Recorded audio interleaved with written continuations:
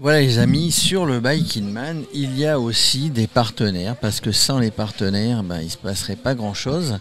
Et on a avec nous Mathieu. Salut Mathieu. Bonjour.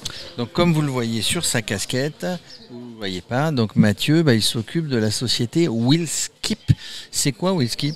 Wheelskip, c'est des parkings vélos surveillés par des personnes en personne toute la journée. Wheelskip, c'est la remarque depuis que le vol de vélo s'est introduit dans notre monde. Il y a des dizaines de milliers de nouveaux cadenas, toujours plus chers et plus compliqués, voire connectés, voire avec même des bombes au poivre. Et malheureusement, un vélo, c'est ouvert, il n'y a pas de carrosserie, alors on peut tout voler. On peut tout voler, des vélos de plus en plus chers. Exactement, ils sont de plus en plus chers, donc il y a encore plus d'hésitation à prendre son vélo si on n'a pas la possibilité d'être certain de pouvoir le laisser en sûreté. Et ça, pour le cadre, les roues, on trouve des cadenas, mais il y a tout le reste, les sacoches, les compteurs, les phares. Tout. Alors tu vas nous en parler un petit peu de ce que vous mettez en place. C'est vrai, moi, pour aller de temps en temps à Montréal, la vraie plaie à Montréal, il y a beaucoup de gens qui font du vélo à Montréal. La vraie plaie, c'est le vol du vélo. C'est pour ça que tu vois des vélos minables. Enfin, tout le monde roule avec des vélos minables à Montréal.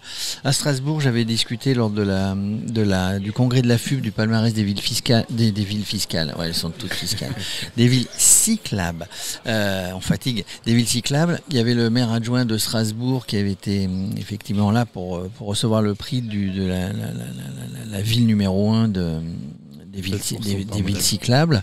Eh bien, il disait que la plaie, il a fait un discours, je ne sais pas si tu t'en rappelles, la plaie sur Strasbourg maintenant, c'est le vol du vélo. Ouais. Alors donc vous avez monté ces opérations qui sont soit des opérations ponctuelles sur des événements, soit à demeure, à terme, peut-être avec des villes. Tu vas nous dire ça. Ouais. Alors je reprends ton exemple de Montréal et Strasbourg, c'est un bon exemple parce que chaque ville pense que c'est dans sa ville que c'est le pire. Et effectivement, plus il y a de vélos, plus le ratio de vol par vélo augmente. Amsterdam on est un Amsterdamer quand on a piqué un vélo. Ça fait partie du... Ou qu'on s'est fait piquer un vélo. Là, je pense que si on fait un sondage, c'est rapide, tout le monde s'en est fait déjà piquer un ou un peu dégradé. Donc ça, c'est vraiment quelque chose qui est partout international, il n'y a pas de doute. Nous, ce qu'on fait, effectivement, donc, on a commencé par l'événementiel et c'est vrai que c'est là où on est tout de suite pertinent parce qu'on a la capacité d'accueillir les publics sans avoir besoin d'inscription préalable. On se base sur le téléphone mobile. Donc ça nous permet d'associer le numéro de téléphone mobile de la personne avec une photo du vélo. Et lorsque la personne repart, on va reprendre le numéro de téléphone en sortie et on va pouvoir comparer la photo avec le vélo qui est en train de partir, s'il y a un casque, s'il y a tout, les sacoches, etc. Et la personne, pour valider qu'elle est bien en possession de cette ligne, c'est pas juste qu'on lui a filé une carte pendant l'événement ou qu'elle a entendu le numéro dans la queue, on va valider avec un code, comme pour un code 3D Secure, qui est donné au gardien. Ce qui nous permet de valider que la personne a bien récupéré son vélo comme elle le voulait et que le gardien, lui, fait sortir un vélo avec la personne en face. Donc on sécurise les deux parties. Vous êtes sur quel type d'événement ? Est-ce que c'est uniquement sportif comme aujourd'hui ou ça peut être divers et variés ? Un concert, un événement, un salon ? Alors nous, c'est vrai qu'on a commencé par un peu draguer l'univers du sport. Tant qu'à faire, c'est sympa. Biking Man, on se fait plaisir. Et puis ça a une dimension vélo. On a fait du stade du rugby, on a fait les demi-finales du top 14. Là, il y avait aussi de la location de vélo. On est un petit peu sur tous les grands événements qui ont besoin d'accueillir. Et plus ils sont grands, plus ils ont des problèmes de mobilité et plus ils ont à gagner de carbone. Parce qu'il y a aussi cette dimension-là. Les vélos souhaitent venir, c'est plus facile, plus rapide, pas d'amende, pas de stationnement compliqué, surtout si on est là. Et malheureusement, quand ils se réfléchissent, ils se disent « Ah, mais je vais le garer où ? Autour du stade ?» Et ils arrêtent, ils font autrement. Oui, donc alors c'est là le principe, c'est qu'en fait l'événement, lui, a besoin d'accueillir ses publics, donc il va nous faire confiance pour le faire. Et c'est vrai qu'aujourd'hui, on a une stratégie qui a toujours été celle-ci, de l'événementiel temporaire au plus long, donc on fait les saisons comme on a fait dans le Pays Basque. Cet été on va mettre 8 parkings sur la zone basque. Les fêtes de Bayonne. Alors les fêtes de Bayonne, il n'y aura pas cette année, non plus. Mais c'est vrai que c'est un sacré... Je t'y verrais bien en fêtes de Bayonne, toi. Ouais, j'y étais. Mais pas sur le parking. Je l'ai fait dans les bodegas. On est bien. Et voilà, et tout ça pour dire qu'à la fin, donc les saisons, c'est du permanent pendant 2 mois. Et ensuite, par exemple, on est déployé à Marseille au Dock des Suds. Là, c'est pour les entreprises, c'est payant pour les visiteurs. Et les entreprises payent un abonnement d'une place qu'elles peuvent partager à tout le monde. Donc il y a certaines boîtes qui prennent 10 places et puis il y a 30 inscrits sur ces places et comme ils tournent, voilà. Donc on va jusqu'à... On est en concept parking de destination, pas parking de nuit. Alors, sachant effectivement que de plus en plus de gens font du vélo, que de plus en plus de gens font du vélo pour aller travailler, pour se déplacer, c'est un moyen de locomotion, écolo, pas carbone, etc. Et puis les gens ont envie de faire du vélo. Donc vous passez le contrat avec, la personne, enfin l'organisateur de l'événement, ouais, et qui met à disposition gratuitement du coup ces parkings à vélo. Alors votre capacité, tu me disais, moi dans mon camion j'en mets X, je sais plus combien. Vous avez la possibilité d'accueillir, je sais pas à combien on s'arrête sur un événement en nombre de vélos. On a fait 7 fois 500 places au Tour de France l'année dernière, donc 1500 places donc en 3 fois sur Oléron, 1500 places en 3 fois sur Île de Ré et 1500 places à Châtelaillon pendant l'échappée maritime. On ne s'est pas vu. On était avec le Radio Cyclotour à Châtelaillon. Fun Park non, juste à côté du Fun Park. On était devant une agence immobilière qui était juste à côté de l'hippodrome, donc le Fun Park. Et là, on avait mis à l'hippodrome donc 1500 places sur un espace vert. Rempli. Il s'est rempli. Ouais, impressionnant. Ouais. Charente-Maritime, impressionnant. C'est impressionnant. Île de Ré, impressionnant. Parking plein, 500 places pleines. Donc ouais, c'était assez impressionnant en termes de mobilité vélo. Et les gens étaient ravis parce qu'ils savaient où se poser, ils prennent leur temps. Ensuite, il n'y a plus de soucis.